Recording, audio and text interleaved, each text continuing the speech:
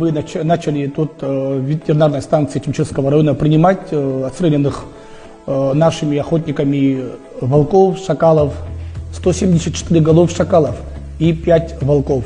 На сегодняшний день это включительно и Гальский район, и Дворчельский район, и наш Чемчирский район. Путем сжигания мы тут все утилизировали, всю необходимую работу провели, как положено, по законам стандартов. Уже планировалось очень давно, благодаря министру сельского хозяйства, с управлением сельского хозяйства нашего района, с помощью ветеринарной службы нашего начальника Романа Владимировича, и в том числе было письмо написано с нашей службы с Чемчирского района. Сейчас в четверг будем еще принимать. А дальше уже как получится, я считаю так, это необходимая работа для нашего населения. Особенно жители наших сел очень на самом деле нуждаются в помощи нашей, вот в этом плане особенно.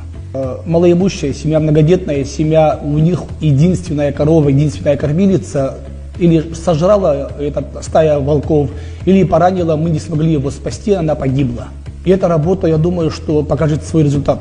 На сегодняшний день, я точно могу сказать, 500 тысяч рублей было на всю Абхазию для всех районов выделено.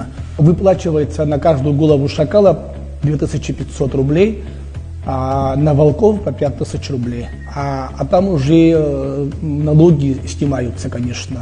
Только у нас в районе, в Чемчирском, принимается все. И Гальский район сюда принесли сегодня, и Дворчельский район. Так было решено нашим руководством, чтобы было как-то комфортно, и чтобы людям тоже было какие-то условия удобные созданы. Так решили все вместе.